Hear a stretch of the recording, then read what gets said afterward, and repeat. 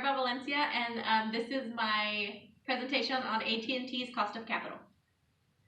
How much interest-bearing short-term debt did AT&T have at the end of 2017, and what was the average cost of debt? AT&T had a short-term debt in 2017 of $38 million, and it had a weighted average interest rate of 4.4%. And in 2018, they had a short-term debt of $10 million. And then question 2, what was AT&T's actual capital structure at the end of 2018 based on its consolidated balance sheets? And what was the portion of AT&T's capital structure did short-term debt, long-term debt, and stockholders' equity represent in 2018?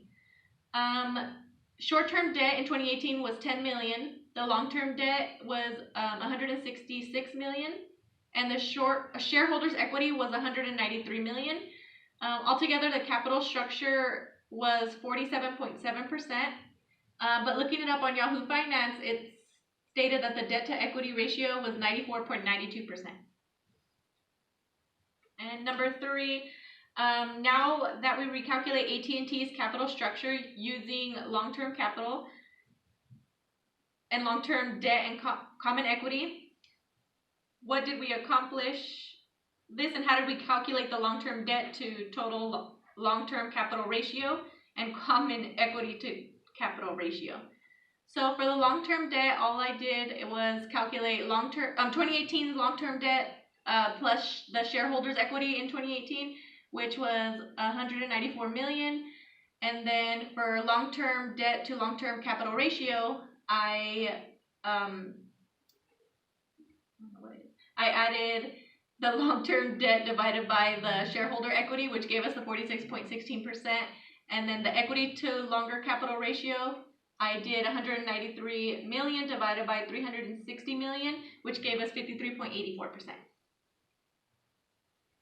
And then,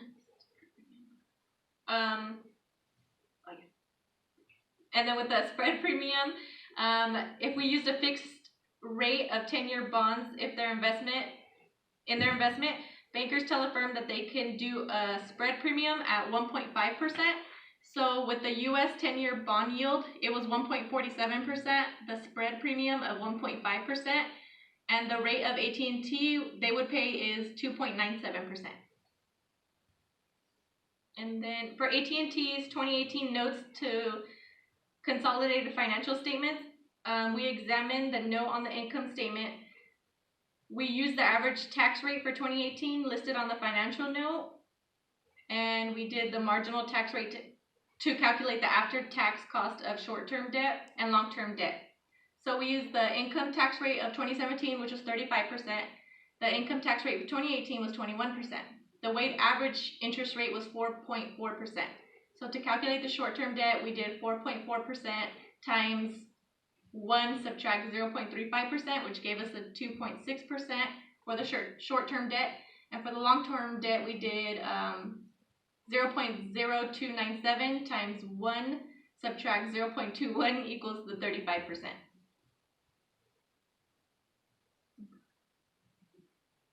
And then if we applied the capital asset pricing module security market line to estimate for AT&T, and we assumed the market risk premium was 7.0%, we did the U.S. 10-year bond at the 1.47% still, the risk premium of the 7.0%, and a beta of 0.63%, which I retrieved from Yahoo Finance, and that gave us a 5.88%. And that's the end of my presentation.